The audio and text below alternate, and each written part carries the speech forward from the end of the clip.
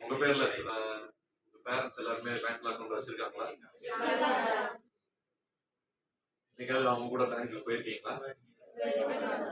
அங்க என்ன இருக்கும்? ஏதாவது நீங்க தெரிஞ்சுக்கிட்டது என்ன? இதுவரையா பேங்க் பத்தி உங்களுக்கு என்ன தெரியும்?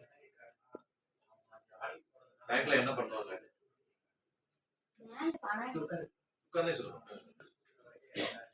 பேங்க்ல வந்து பணம் எடுக்க மட்டும்தான். பணம் கொடுப்பாங்க.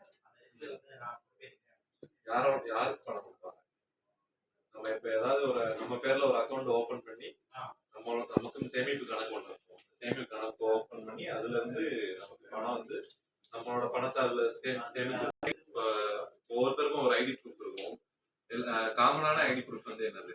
இப்ப எந்த இடத்துக்கு போனாலும் நீங்க ஸ்கூல்ல சேர போனாலும் என்ன கேக்குறாங்க? ID proof. உங்களோட ஆதார் தான் உங்களோட ஐடி ப்ரூஃப். நீங்க எந்த பேங்க் அக்கௌண்ட் ஓபன் பண்ணாலும் உங்களோட ஆதார் எடுத்துட்டு போய் நீங்க அக்கௌண்ட் ஓபன் பண்ணணும். சரியா? ஆதார் வச்சு உங்க பேர்ல வந்து உங்களுக்கு கணக்கு துவங்குவாங்க. நீங்க வந்து எல்லாருமே இப்ப வந்து 18 வயசு கீழே இருக்கிறதால உங்களோட பெற்றோர் வந்து உங்களுக்கு வந்து கார்டியனை போட்டு தான் அக்கௌண்ட் ஓபன் பண்ணுவாங்க. அதாவது நீங்க வந்து 2 பேரும் சேர்ந்து வந்து தான் ஆப்ரேட் பண்ண முடியும். 10 வயசுக்கு மேல இருந்தா நீங்க தனியாவும் உங்களோட கணக்கை வந்து ஆப்ரேட் பண்ணிக்கலாம்.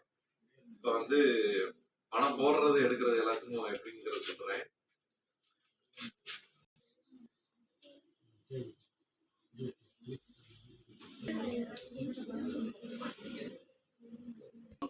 அந்த டேட் என்ன டேட்ன்றது போடணும். ஓகே, நெக்ஸ்ட் வந்து அந்த அக்கௌண்ட் இருக்கு. என்ன இப்போ கரண்ட் அக்கௌண்ட் இருக்கும், சேவிங் அக்கௌண்ட் இருக்கும், ஆர்டி இருக்கும். என்ன அக்கௌண்ட் அந்த அக்கௌண்ட் நம்பர் அதுக்கு மேல எழுதணும் அடுத்த காலத்துல. ஓகேவா?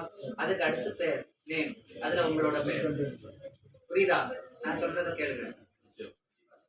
அதுக்கு அடுத்து உங்கள்கிட்ட தொலைபேசி நம்பர், போன் நம்பர் என்னவோ அதை எழுதிக்கிறீங்க. அடுத்தால இமெயில் ஐடி இருந்தாங்கன்னா இமெயில் ஐடி எழுதிக்கிறோம்.